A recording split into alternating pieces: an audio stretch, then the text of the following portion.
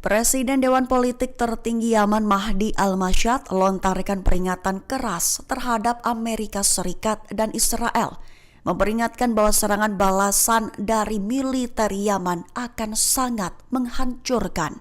Mengutip Al-Mayadin pada 7 Mei, peringatan itu diumumkan oleh Mahdi Al-Mashat dalam pernyataannya pada Selasa 6 Mei 2025 kemarin. Sebelumnya perlu diketahui bahwa Amerika Serikat dan Israel telah meluncurkan serangan udara menargetkan infrastruktur sipil di sana, termasuk bandara, pembangkit listrik, dan pabrik. Dengan begitu, Al-Mashat berjanji bahwa tanggapan sana terhadap agresi tersebut akan menjadi menghancurkan dan menyakitkan. Menegaskan serangan balasannya itu tetap akan dilakukan di luar apa yang dapat ditanggung oleh kedua belah pihak. Memperingatkan bahwa sipil sekaligus militernya untuk mulai berlindung di bunker atau segera tinggalkan wilayah Yaman. Selebihnya menekankan bahwa serangannya akan bersifat efektif dan akan terus berlanjut. Presiden Otoritas Palestina Mahmoud Abbas beri peringatan kepada perlawanan Fatah di Lebanon.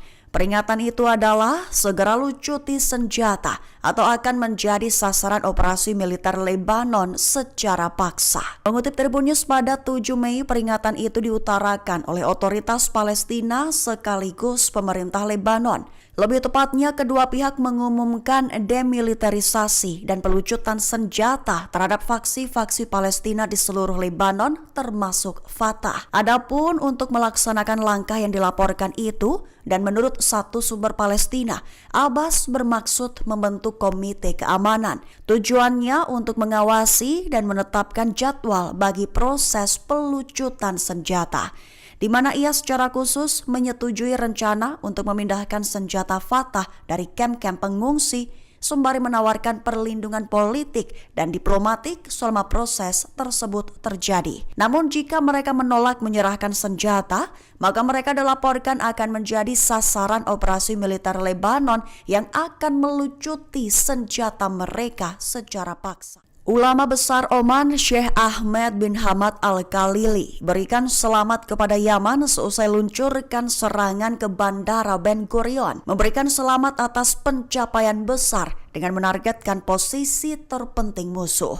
Mengutip Tribun News pada 7 Mei, hal itu diutarakan oleh Al-Khalili dalam unggahannya di X pada 4 Mei 2025. Perlu diketahui sebelumnya Bandara Internasional Ben Gurion yang merupakan bandara utama Israel dilanda kekacauan, tepat setelah menjadi sasaran rudal balistik yang diluncurkan dari Yaman. Saluran 13 Israel melaporkan bahwa pertahanan udara Arrow Israel dan sistem THAAD di Amerika gagal mencegat rudal tersebut. Sekaligus dilaporkan bahwa gempuran rudal Yaman itu telah melukai 7 orang dan mengganggu lalu lintas udara. Dengan adanya serangan itu, Al-Khalili menyatakan salut kepada para komando Yaman, di mana telah setia pada tugas mereka dalam menegakkan keadilan dan melawan ketidakadilan dan penindasan, serta menyatakan selamat atas pencapaian besar mereka dalam menargetkan musuh. Menteri Keuangan Israel Bezalel Smotrich menyerukan seruan terbarunya, menyerukan hancurkan Hamas penuhnya dan mengklaim akan menduduki jalur Gaza dalam waktu yang lama. Mengutip Tribun News pada 7 Mei, hal itu diutarakan oleh Smotrich dalam unggahannya di X sejak 5 Mei 2025. Awalnya ia menegaskan bahwa pihaknya telah berunding dan mendapatkan hasil nyata, di mana di pemerintah Israel hanya memiliki satu tujuan, yaitu memastikan militer kembali berperang dengan cara berbeda sampai Hamas dihancurkan dan para sandera kembali. Rencana itu diklaimnya akan dilakukan dengan cara terbaik dan diperluas hingga Hamas dikalahkan dan seluruh jalur Gaza diduduki. Menekankan bahwa rencana itu telah disetujui.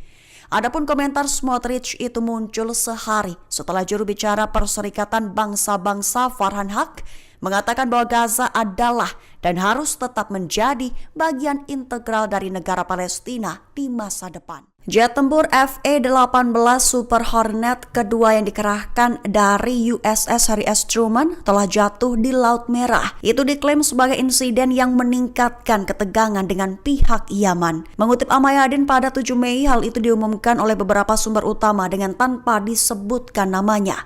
Dilaporkan bahwa insiden itu menandai insiden kedua yang melibatkan kapal induk tersebut hanya dalam waktu seminggu.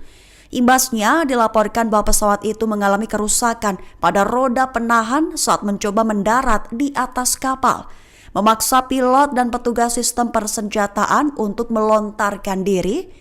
Kedua awak pesawat diselamatkan oleh helikopter penyelamat dan hanya mengalami luka ringan. Namun mau tidak mau jet FA-18 Amerika itu tenggelam di Laut Merah dan belum ditemukan hingga saat ini. Sehingga insiden itu yang diklaim telah meningkatkan pengawasan terhadap operasi Angkatan Laut Amerika Serikat di tengah ketegangan. Warga sipil Israel berpotensi menjadi target utama serangan Yaman, lontarkan sumpah dan memperingatkan akan melakukan pembalasan mematikan. Mengutip Amayadin pada 7 Mei, hal itu diumumkan oleh Kementerian Luar Negeri Yaman dalam pernyataan resminya 6 Mei 2025. Perlu diketahui sebelumnya, serangan udara Israel telah menargetkan bandara internasional Sana.